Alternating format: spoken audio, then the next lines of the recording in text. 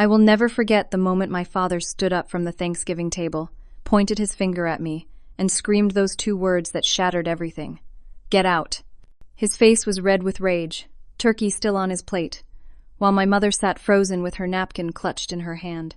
My sister Harper smirked behind her wineglass, and my brother Dylan just shook his head like I was some kind of disgrace.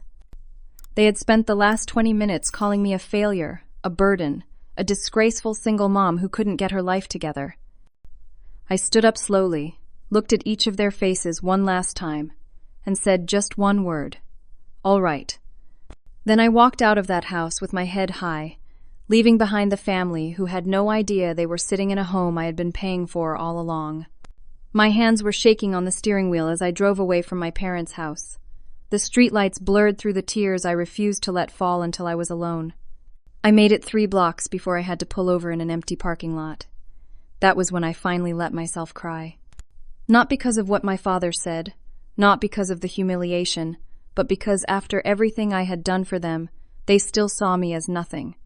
8 years ago, I was 24 years old and pregnant.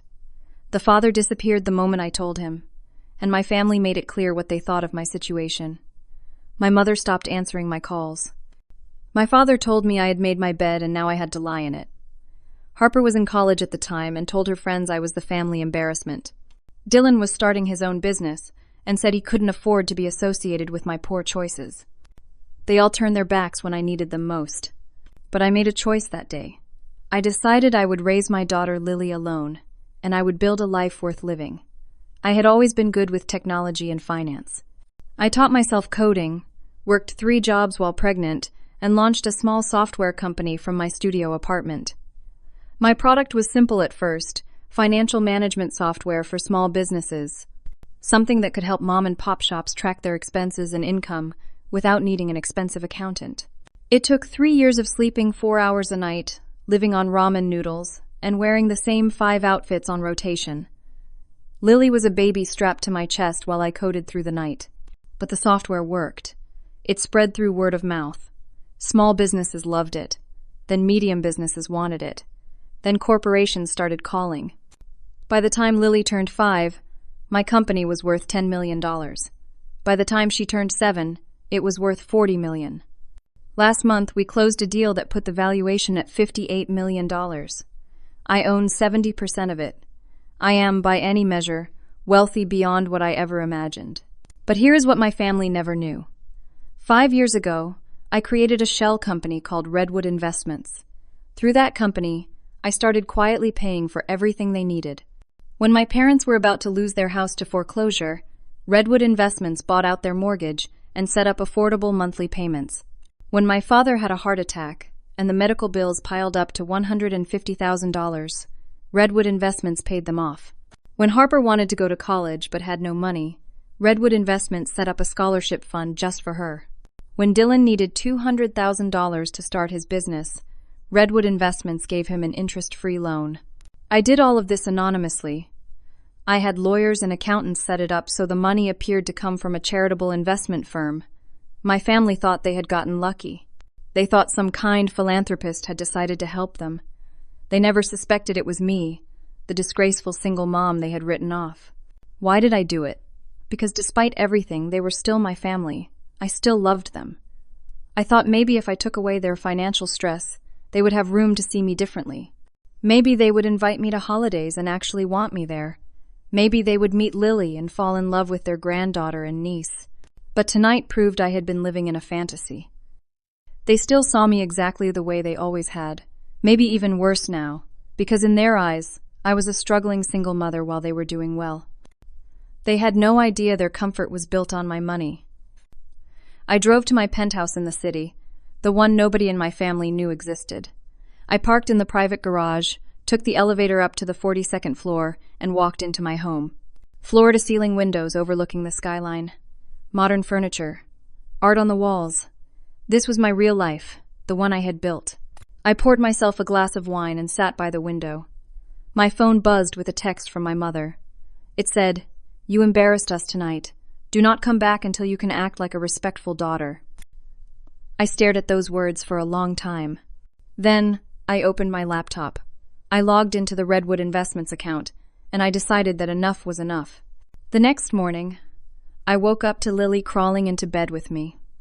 She was 8 years old, smart as a whip, with my eyes and a smile that could light up a room. She asked me why we left Grandpa's house so early last night. I told her we just needed to get home, and she accepted that answer the way kids do. After I got her breakfast and set her up with her favorite cartoons, I went back to my laptop. I needed to review the Redwood Investments account to see exactly how much I had been giving them. I knew it was a lot, but I had never actually calculated the total. What I found made my blood run cold. In the past 5 years, I had transferred approximately $1.2 million to my family through various channels. The mortgage payments alone were $4,000 per month for 60 months. That was $240,000. The medical bills were $150,000. Harper's college tuition and living expenses were $75,000 per year for 4 years. That was $300,000. Dylan's business loan was $200,000. Then there were the smaller things. Car repairs, insurance payments, credit card debt I had paid off, utility bills when they fell behind. But that was not the horrifying part. As I dug deeper into the account, I noticed withdrawal patterns that did not match up with what I had authorized. There were transactions in the last 3 months that I had not approved, large ones. I had set up the Redwood Investments account to be relatively hands-off. My accountant managed most of the day-to-day transactions based on the parameters I had given him, but I still had full access to everything. And what I was seeing now did not make sense. I called my accountant, Patricia. She picked up on the second ring. "Patricia, I need you to explain these transactions to me." I read off the dates and amounts. There was a withdrawal of $50,000 in September, another $30,000 in October, $25,000 just last week. There was a pause on the other end. Patricia cleared her throat. "Christy, those were authorized through the secondary account holders." "What secondary account holders?" "I never authorized any secondary account holders." Another pause. "Your father added himself, your brother, and your sister as authorized users about 6 months ago. They contacted our office saying you had approved it. They had your account number and personal information, so we verified it through our standard protocols." My stomach dropped. How did they get my account number and personal information? I do not know. But they have been making regular withdrawals since then. I felt sick. I hung up with Patricia and immediately started hacking into my family's personal accounts. I know that sounds bad, but I had set up their mortgage and loan accounts, which meant I technically had legal access as the guarantor. I needed to know what they had been doing with my money. What I found was so much worse than I imagined. My father had not just been accepting help with his mortgage and medical bills. He had taken that $50,000 withdrawal in September and lost it all at a casino. I found receipts, bank statements, and emails to a loan shark asking for more money. He currently owed this loan shark $200,000, and the interest was compounding daily. Harper had not been using her scholarship money for tuition. She had been using it to buy designer handbags, book trips to Paris and Milan, and rent a luxury apartment way beyond what a college student should afford. Her Instagram was full of pictures showing off her lifestyle, with captions about working hard and treating yourself. The comments were full of people praising her independence. None of them knew she was spending my money. Dylan was even worse. The $200,000 business loan I had given him, he had used $50,000 of it for actual business expenses. The rest had gone toward buying a BMW, renting a penthouse for his mistress, and gambling on cryptocurrency that crashed. His wife had no idea about any of it. And my mother. Sweet, passive, always playing the victim mother. She knew everything. I found emails between her and my father where she told him to be careful about how much they withdrew. She wrote, "We cannot let Christy find out. She might cut us off. We need to keep her thinking she is still the failure so she does not ask questions about our money." I sat back in my chair, feeling like I had been punched in the gut. They knew. On some level, they had figured out that Redwood Investments was connected to me. And instead of being grateful, instead of acknowledging what I had done, they had decided to bleed me dry while still treating me like garbage. My phone rang. Unknown number. I almost did not answer, but something made me pick up. "Is this Christy?" a rough voice asked. "Who is this?" "My name is Marcus. I represent certain financial interests your father has engaged with."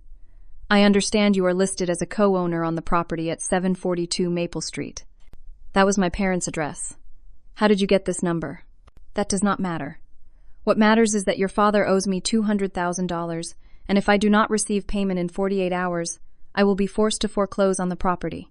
Since you are listed as a co-owner due to your financial guarantees, I thought you would want to know. My father owes you money. That has nothing to do with me. Actually, it has everything to do with you. Check your contracts. You signed as guarantor for the mortgage modification. That makes you legally liable. He hung up before I could respond. I pulled up the mortgage documents. He was right. When I had set up the Redwood Investments payments, I had also refinanced their mortgage in a way that listed me as a guarantor to get them better terms. I thought I was helping them. Instead, I had just made myself legally responsible for my father's gambling debts. I sat alone in my office, staring at my computer screen. My hands were shaking, but not from fear, from rage. Pure, white-hot rage. They had used me. They had manipulated me. They had taken my love, my money, my help, and they had thrown it back in my face while still demanding more. I opened my financial management system, the same one my company had built for thousands of businesses, and I started making changes. I called my personal lawyer first. His name was Richard, and he had been with me since the early days of my company. He answered on the first ring because I paid him enough to always be available. Richard, I need you to do exactly what I tell you, and I need it done in the next 2 hours. I am listening. I want every single automatic payment from Redwood Investments to my family members canceled immediately. Mortgage, loans, credit cards, insurance, everything. I want the guarantor status on their mortgage removed. I want my name taken off every single document that connects me to their finances.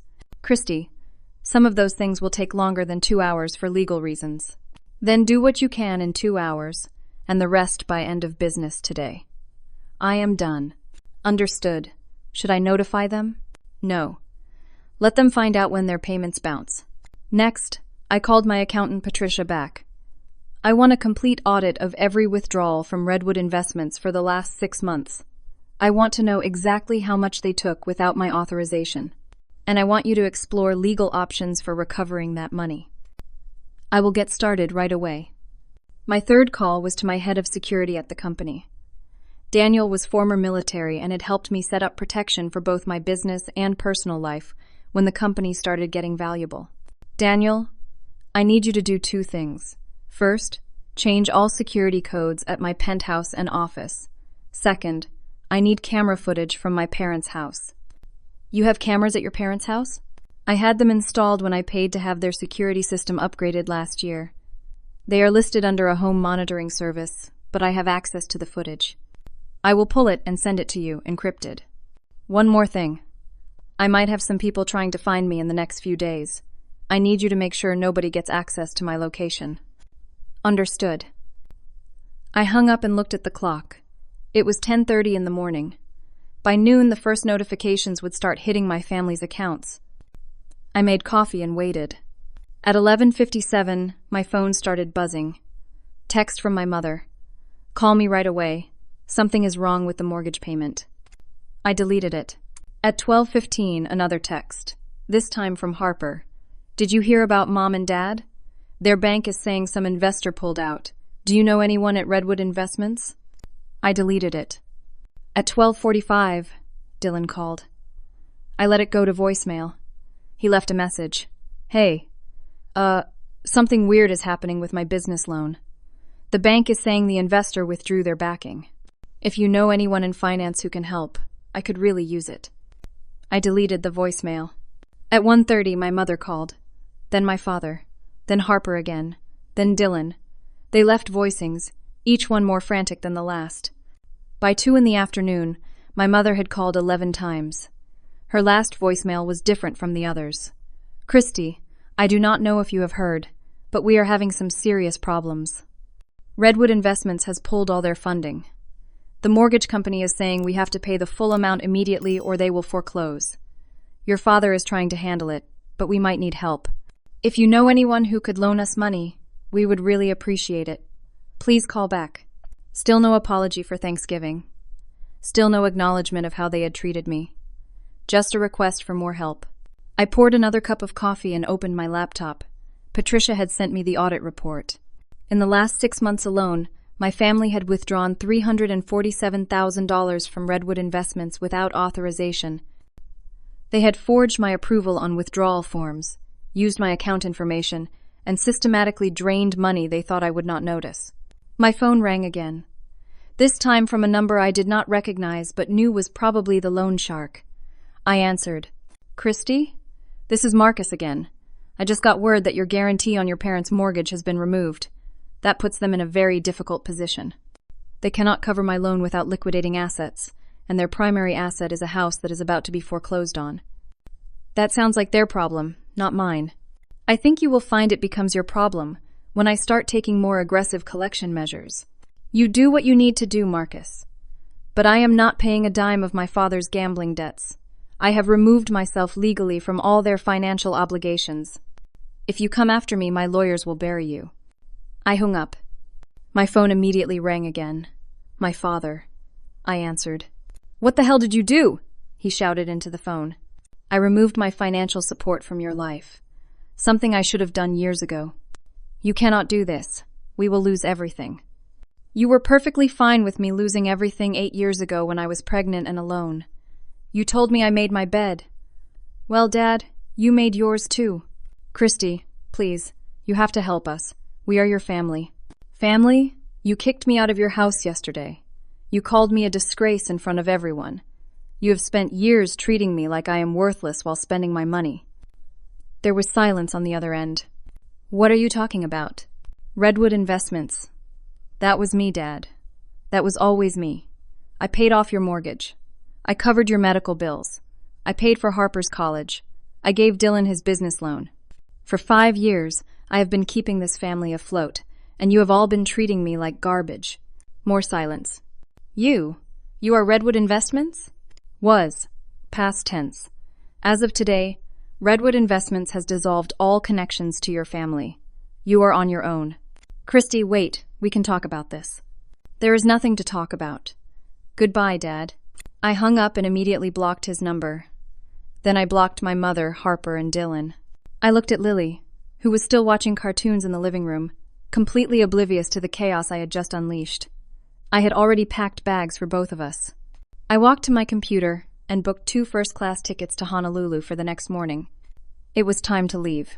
But before I could close my laptop, my doorbell rang. I checked the security camera. It was Dylan.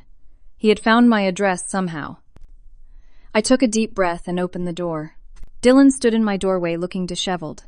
His usually perfect hair was a mess, his shirt was wrinkled, and there was a wild look in his eyes that I had never seen before. How did you find this place? I asked, not moving from the doorway. I hired a private investigator 3 months ago. Why? Because I knew you were hiding something. Nobody goes from pregnant and homeless to just fine without some kind of secret. I am not homeless. I never was. You just assumed I was because you wanted to believe I was failing. Dylan pushed past me into the penthouse. He stopped in the middle of the living room, looking around at the expensive furniture, the art, the view. Lily looked up from her cartoons, saw her uncle, and immediately ran to her room. She had met Dylan twice in her entire life, and both times he had ignored her. So this is what you have been hiding, Dylan said, his voice dripping with something between awe and anger. You are rich. I built a successful company. Yes. And you have been pretending to struggle while secretly paying for everything the family needs. I was not pretending anything. You all assumed I was struggling because you wanted me to be struggling. It made you feel better about abandoning me. Do not play the victim here, Christy. You have been manipulating us. I stared at him, genuinely shocked. Manipulating you? I paid your bills. I saved your house. I funded your lives. Without telling us! He was shouting now. You made us feel like we were lucky, like some random investor cared about us, when really it was you pulling strings the whole time. I was trying to help you. No, you were trying to control us. You were trying to make yourself feel superior. I felt something break inside me. This was not happening. This could not be his actual response to finding out I had spent over $1 million keeping the family afloat. Get out, I said quietly. Not until we talk about this. You owe us an explanation. I owe you nothing. Dylan stepped closer to me, and his expression shifted into something calculated. Here is what is going to happen. You are going to transfer $500,000 into my account today. And you are going to reinstate all the payments to the family. Or what? Or I tell Mom and Dad and Harper the truth. I tell them that you have been secretly controlling their lives, playing God with their finances. I tell them that their daughter is a manipulative liar who has been using them for some kind of sick psychological game. You would not. Try me. He pulled out his phone. I already have emails drafted to everyone. All I have to do is hit send. I thought about Lily in the other room. I thought about the court battle this would cause. I thought about my company and how scandal could affect it. And then I thought about something else. You are trying to blackmail me. I am trying to reach a fair agreement. With my own money that I gave you out of love? Love? Dylan laughed. You did not do this out of love. You did it because you wanted to prove something. You wanted to shove it in our faces that you made it without us. Well, congratulations. You proved it. Now pay up, or everyone finds out what kind of person you really are. Get out of my house. 500,000, Christy. That is a bargain considering what you have. I pulled out my phone and called security. Daniel answered immediately. I have an intruder in my penthouse. I need him removed. Dylan's face went red. You are making a huge mistake. The only mistake I made was thinking you were capable of being a decent human being. 2 security guards arrived within 3 minutes. They escorted Dylan out while he shouted threats about exposing me, about ruining me, about making sure everyone knew what I had done. After the door closed, I locked it and leaned against it. Lily came out of her room, and I pulled her into a hug. Mommy, why was Uncle Dylan yelling? He was just confused, sweetheart. Everything is okay. But even as I said it, I knew it was not okay. Because my phone was buzzing again. This time it was a text from a number I did not recognize. This is Marcus. Your father cannot pay. My associates are at his house now. Thought you should know. I pulled up the security camera footage from my parents' house, the one I had installed when I upgraded their system. What I saw made my heart stop. There were 3 large men standing in my parents' living room. My father was sitting on the couch looking terrified. My mother was crying. Harper had apparently come home and was screaming at the men to leave. I watched as Marcus walked into frame. He said something I could not hear, and my father stood up. They appeared to be negotiating. My phone rang. My mother. I had blocked her, but she was calling from a different number. Against my better judgment, I answered. Christy, please, you have to help us. There are men here. They say your father owes them money. They are going to take the house. They are going to hurt him. Mom, call the police. We cannot. Your father signed something. Some kind of contract. If we call the police, they will make things worse. Christy, please, I know we have not been good to you, but we need you. I closed my eyes. This was exactly what I did not want. I wanted to cut ties, to walk away clean, to start fresh with Lily. But instead, everything was getting messier. How much does he owe? $200,000. Christy, we do not have that kind of money. You have to know we do not have it. You do not have it. But you thought I did. You all thought I was some kind of endless bank account. I was wrong. We were all wrong. Please, Christy, they are scaring Harper. She is crying. Let me talk to Marcus. There was shuffling on the phone, and then a deep voice. This is Marcus. This is Christy. Let me be very clear. I am not paying my father's debt, but I will give you something better. I am listening. I will give you the contact information for my lawyer. He will work with you to set up a payment plan directly from my father's assets. You will get your money, but it will not come from me. And why would I agree to that? Because if you touch one member of my family, I will have you arrested for assault, extortion, and any other charge my very expensive legal team can think of. I have cameras in that house. I am recording this conversation, and I have enough money to make your life very difficult. There was a long pause. Fine. Send me the lawyer's contact. But this is not over. Yes, it is. I hung up and immediately sent Marcus my lawyer's information, with instructions to Richard to handle it however he saw fit, as long as it did not involve my money. Then I called the airline and changed my flight to tonight, instead of tomorrow morning. I could not stay in this city one more day. I packed the rest of our things, turned off my phone, and took Lily to the airport. We were going to Honolulu, and I was not coming back. The flight to Honolulu was 6 hours of peace. Lily slept most of the way, curled up in the first-class seat next to me with her favorite stuffed animal. I watched her sleep and felt the tension slowly leave my body. We were leaving everything behind. The family drama, the manipulation, the pain, all of it. When we landed in Honolulu, warm tropical air hit my face like a blessing. I had bought the beach house 2 years ago as an investment, but I had only visited it twice. It was a beautiful property, right on the water, in a private community. 3 bedrooms, floor-to-ceiling windows facing the ocean, a private pool, and most importantly, total privacy. We took a car service from the airport, and Lily pressed her face against the window the entire time, amazed by the palm trees and the ocean views. "This is where we are staying, Mommy? This is beautiful. This is home now, baby. For a while, at least." The house was exactly as I remembered it. Clean, modern, peaceful. The property management company I hired kept it in perfect condition. Our bags were delivered, and I let Lily run around exploring while I stood on the back deck watching the waves. For the first time in weeks, I felt like I could breathe. That first evening, I made us dinner using groceries the property manager had stocked in the fridge. We ate on the deck watching the sunset. Lily talked about how she wanted to learn to surf and build sandcastles and collect seashells. She did not ask about her grandparents or uncles or aunt. She was just happy to be somewhere new and exciting. The next 2 days were paradise. We woke up to the sound of waves. We spent mornings on the beach. I taught Lily to boogie board in the shallow water. We collected shells and built elaborate sand structures.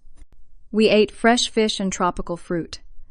I felt myself relaxing in a way I had not in years. On the 3rd night, after Lily went to bed, I finally turned my phone back on. I had 73 missed calls and 142 text messages. Most were from my family. A few were from Richard, my lawyer, and one was from an unknown number. I started with Richard's messages. "Call me when you can. Urgent." I called him. He picked up immediately. "Christy, where have you been?" "Honolulu. I needed to get away. What is going on?" "Your family has filed a lawsuit against you." "What?" "They are suing you for manipulative financial control, emotional distress, and damages totaling $2 million. I felt like I had been slapped. "They are suing me? For what?" "They claim that you deliberately created a false narrative about Redwood Investments to manipulate them into depending on you financially, and then you cruelly withdrew support, causing them severe emotional and financial harm." "That is insane. I was helping them." "I know, but they have a lawyer, and apparently he is good. He has already filed the paperwork. You are going to need to respond within 30 days, or they win by default." "Who is their lawyer?" "A firm called Sterling and Associates. They specialize in family law and financial disputes. Christy, you need to come back and deal with this." "I cannot believe this is happening." "There is more. Your brother Dylan has been talking to the press." "What?" "He gave an interview to a local news station about how you are a tech CEO who abandoned her struggling family. He is painting you as a villain who got rich and forgot where she came from. The story is gaining traction." I looked out at the ocean, feeling my peaceful paradise crumbling around me. "Send me everything. The lawsuit, the news coverage, all of it. I will review it tonight, and we will talk tomorrow. There is one more thing you should know. Dylan claims he has documents proving you set up Redwood Investments specifically to control your family's finances. He says he has internal emails and financial records that show premeditation." "How could he have those?" "Those are confidential company documents. He must have taken them when he was at your penthouse." "Christy, if those documents are real and he presents them in court, they could be used to support the narrative that you were manipulating rather than helping." "I will call you tomorrow." I hung up and opened my laptop. Richard had sent me all the files. I started reading. The lawsuit was vicious.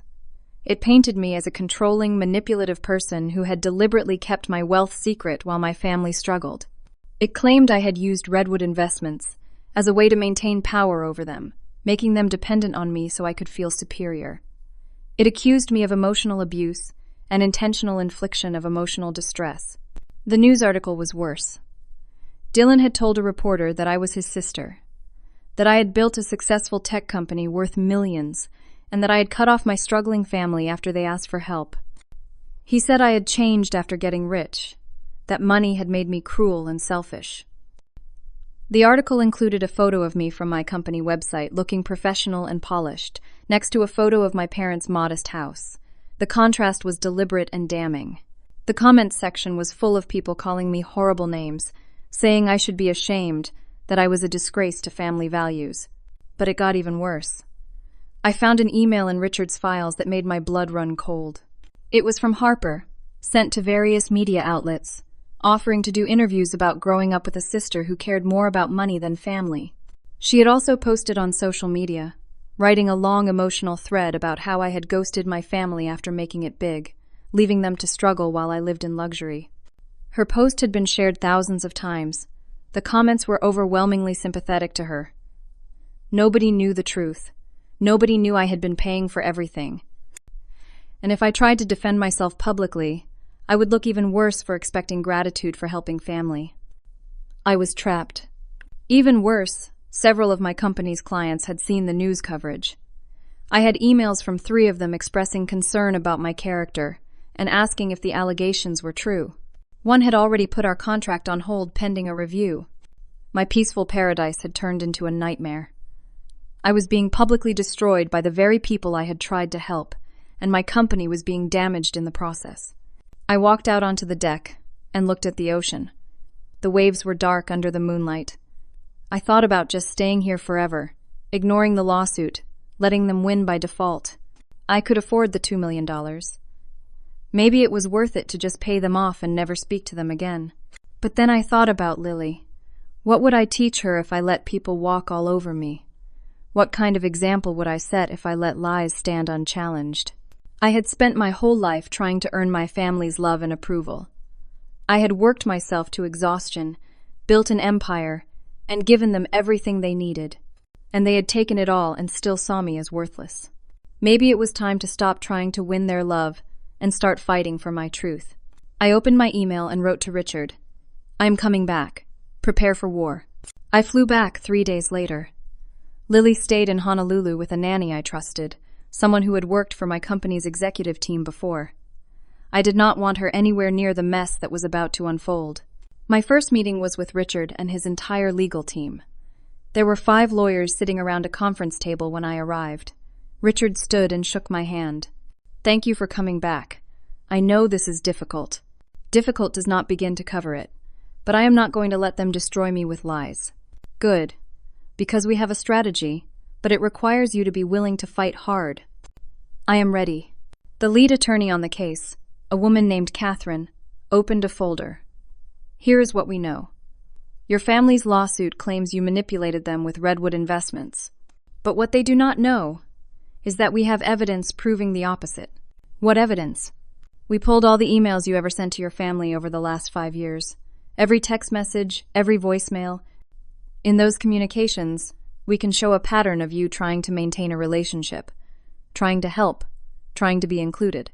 We can also show that they repeatedly rejected you, insulted you, and excluded you from family events." "I remember those emails. I sent so many trying to reconnect." Catherine continued. "We also have the financial records showing that Redwood Investments operated completely transparently with legitimate business documentation. There was no manipulation, only generosity. And we have something even better." "What?" "The security camera footage from your parents' house." I sat up straighter. "What about it?" "Do you remember when you installed those cameras 2 years ago after paying for their security upgrade?" "Yes, those cameras recorded everything, including a conversation that happened in their living room 6 weeks ago where your entire family sat around discussing how to get more money out of Redwood Investments. They specifically discussed the possibility that it might be connected to you, and they agreed to keep taking money without asking questions." I felt my hands start to shake. "You have that recording?" "We do, and it is admissible in court because the cameras were installed in common areas with proper legal notification. Your parents signed the consent form when the security company set it up." "What else is on those recordings?"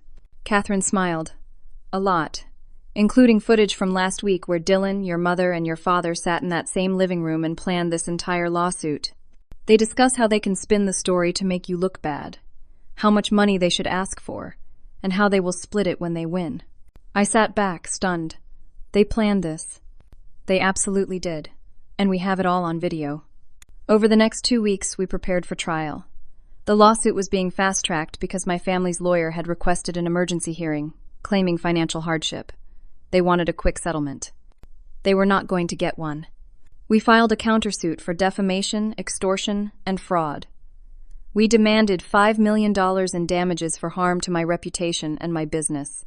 We submitted all of our evidence to the court, including the security footage, the financial records, the emails, and the text messages.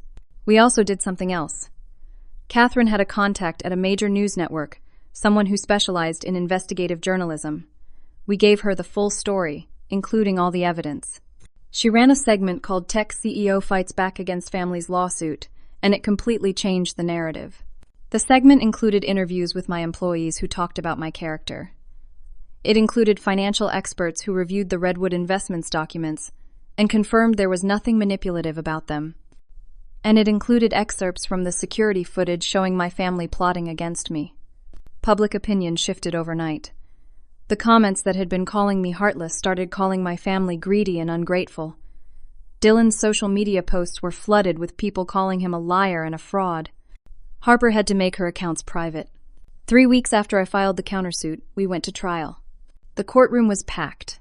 My family sat on one side with their lawyer, looking nervous. I sat on the other side with my legal team, feeling strangely calm. The trial lasted 2 days.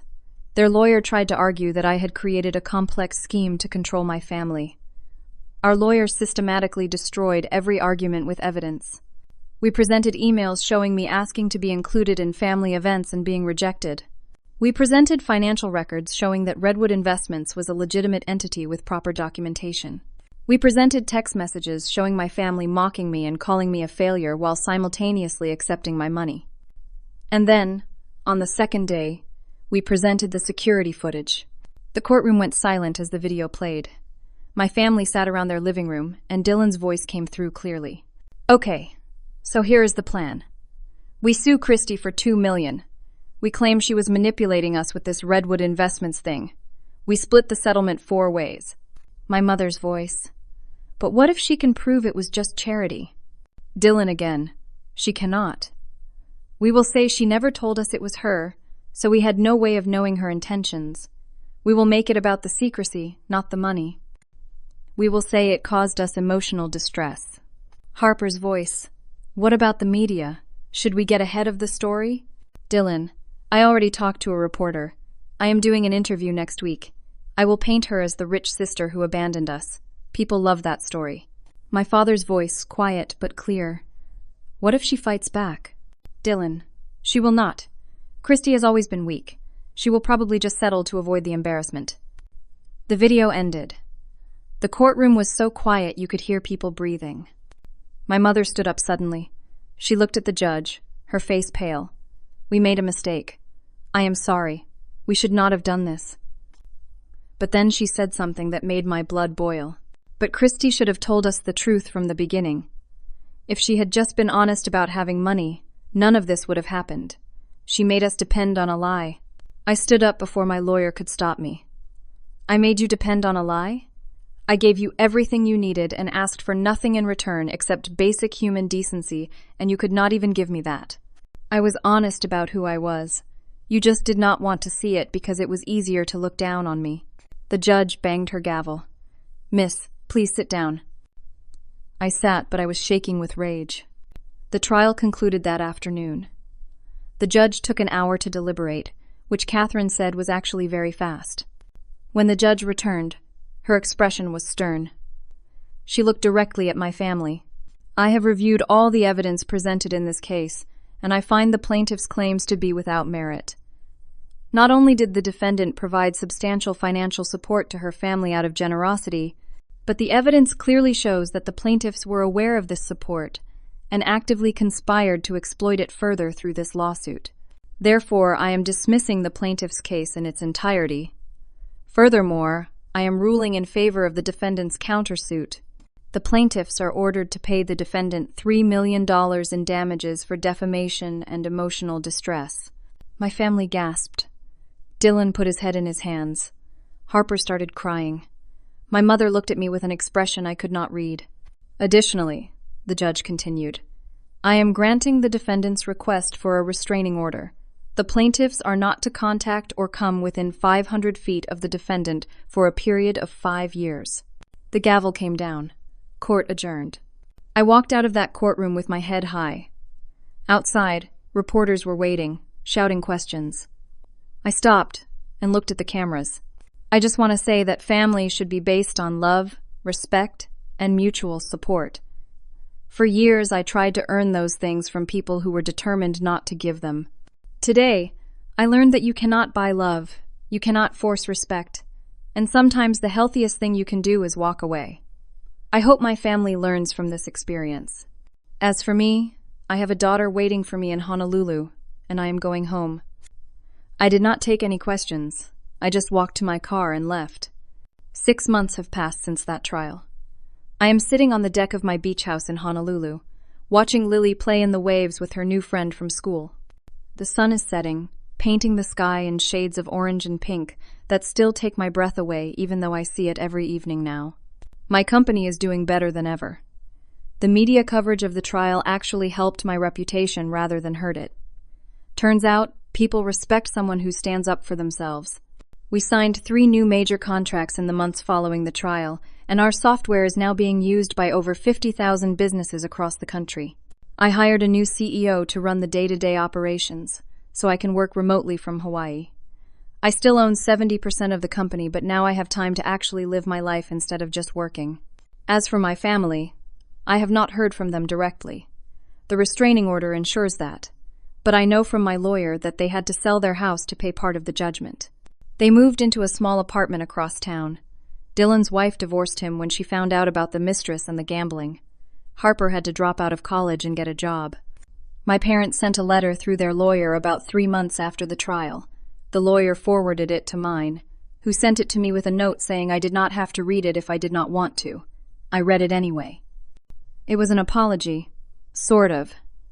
They said they were sorry for the lawsuit, sorry for not appreciating what I had done, sorry for treating me badly. But even in the apology, there were justifications. They talked about how hard it had been for them, how confused they were, how they did not understand why I kept secrets. There was no acknowledgement that maybe I kept secrets because they had proven I could not trust them. No recognition that I had spent 8 years trying to reconnect with them and being rejected. Just excuses and half-hearted regrets. I wrote back, 1 single page. I told them I accepted their apology, but I was not ready to have them in my life. I told them that maybe someday, when they had done real work to understand what they did wrong, we could talk. But that day was not today. I have not heard from them since. Lily is thriving here. She loves her new school. She has made friends. She is learning to surf with a local instructor named Jason, who is also teaching me. Jason is kind and funny and patient. He asked me out to dinner last month, and I said yes. We have been seeing each other since then. He knows who I am and what I am worth, but he does not care. He likes me because I laugh at his jokes, and because I am not afraid of wiping out on a wave. Last week, Lily asked me if we were ever going to see Grandma and Grandpa again. I told her the truth. Maybe someday, honey. But right now, we are focusing on the people who love us and treat us well. She thought about that for a minute and then said, like Jason and my teacher and my friends? Exactly like that. She nodded, satisfied, and went back to her homework. I have learned so much in the past year. I learned that blood does not make someone family. Love and respect make someone family. I learned that you cannot fix people who do not want to be fixed, and you cannot earn love from people who have decided you are not worthy of it. I learned that being a single mom does not make me a failure. It makes me strong. Lily and I have built a beautiful life together, just the two of us. We do not need anyone else to validate us or complete us. I learned that success is not measured in dollars, but in peace. I have $58 million, but the most valuable thing I have is the ability to wake up every morning without anxiety, without dread, without wondering if today is the day my family will hurt me again. Most importantly, I learned that walking away is not giving up. Sometimes walking away is the bravest thing you can do. Sometimes it is the only way to save yourself. As I sit here watching the sunset, I think about all the years I spent trying to be good enough for people who would never think I was good enough. All the money I spent trying to buy their love. All the tears I cried trying to understand why they could not just accept me. And I feel grateful that it is over. Grateful that I found the strength to stand up for myself. Grateful that I showed Lily what it looks like to demand respect and walk away from people who will not give it. I do not know what the future holds. Maybe my family will do the work, and we will reconcile someday. Maybe they will not, and I will never see them again. Either way, I am going to be okay. Better than okay, actually. I am going to be happy. So what do you think? Have you ever had to walk away from family or people you loved because they were not treating you right? How did you find the strength to do it? I would love to hear your stories in the comments below. And if this story resonated with you, please hit that like button and subscribe to this channel for more real-life stories about overcoming challenges and finding your strength. Share this with someone who needs to hear that it is okay to put yourself first sometimes. Thank you so much for listening to my story. I hope it helps someone out there who is struggling with a difficult family situation. Remember, you deserve to be treated with love and respect, and it is okay to walk away from people who cannot give you that. Wishing you all peace, strength, and the courage to choose yourself. Take care, and I will see you in the next story.